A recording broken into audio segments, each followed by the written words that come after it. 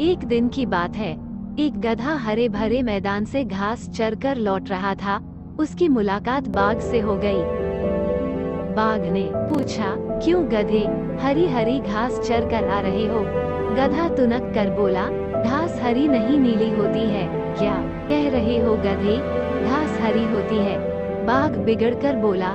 दोनों में बहस होने लगी। कोई अपनी बात से पीछे हटने को तैयार नहीं था। काफी देर बहस करने के बाद भी परिणाम न निकलता देखकर बाघ बोला, ऐसा करते हैं, जंगल के राजा शेर के पास चलते हैं। वही फैसला करेंगे कि हम दोनों में से कौन सही है और कौन गलत। गधा राजी हो गया। दोनों शेर के पास पहुँचे। शेर उस समय खा पी कर सोने की तैयारी में था। दोनों को अपने पास आया देखकर शेर ने पूछा, क्या बात है, इस समय कैसे आना हुआ, और वो भी एक साथ? बाघ के कुछ कहने के पहले गधा बोल पड़ा, वनराज, बाघ कहता है घास हरी होती है, मैं कहता हूँ नीली, अब आप ही फैसला करें। शेर ने घूरकर बाघ को देखा। बाघ बोला, वनराज, सब जानते हैं कि घास हरी होती है, ये गधा मूर्ख है।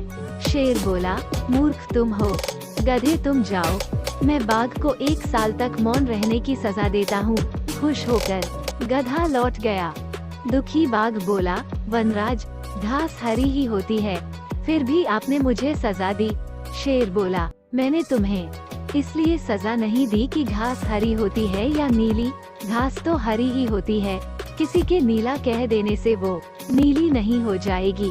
गधा तो मूर्ख और कम अक्ल है, लेकिन तुम तो समझदार हो, फिर भी व्यर्थ की बात में उस मूर्ख से उलझकर अपना समय बर्बाद किया। उसके बाद वो व्यर्थ की बहस मेरे पास लाकर मेरा समय बर्बाद किया। ये सजा इसलिए है, मूर्खों के साथ व्यर्थ की बहस में उलझना मूर्खता